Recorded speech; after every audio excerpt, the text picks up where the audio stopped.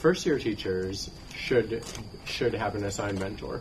In every single school, someone's name is written down as the new teacher mentor. Mm-hmm. The question is that mentoring actually happening? You are speaking about someone with a caseload of students in a classroom that is overpopulated, and you are speaking about them mentoring a first-year teacher.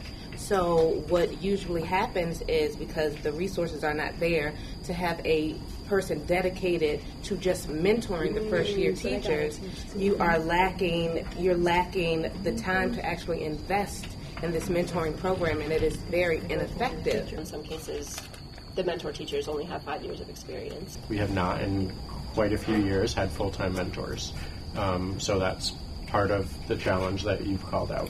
This is on paper, and new teachers come in believing this is to happen, and they get to their schools and it doesn't.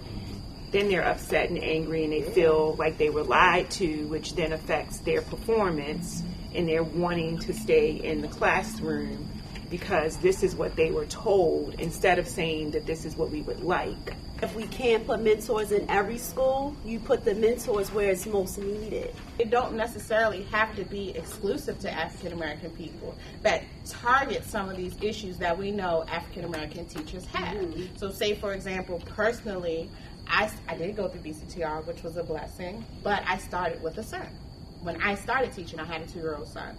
Most of my cohorts who were in BCTR didn't even have pets. Right. And so they had no idea what it was like to get someone dressed in the morning and have to do all these things with a very low income, living in the same neighborhoods that I taught in. Right. It brought a different dynamic. And so I think having organized support. How can we get principal supervisors to help support principals and making sure that the mentors have the capacity, one, and two, have the timing to do this work?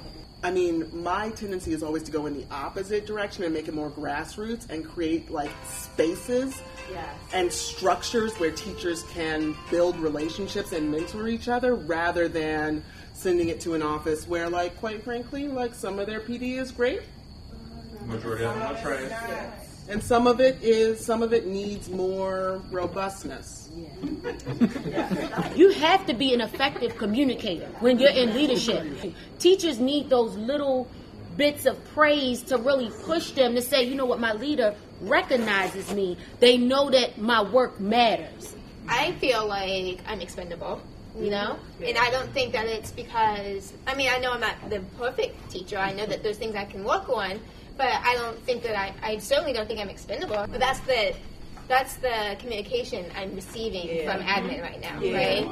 That's how all of us feel. Right. Like, so it doesn't even matter. And yet, they talk about teacher shortage, which I'm going steps back now. They talk about teacher shortage, but in the same breath, it's like, we don't matter.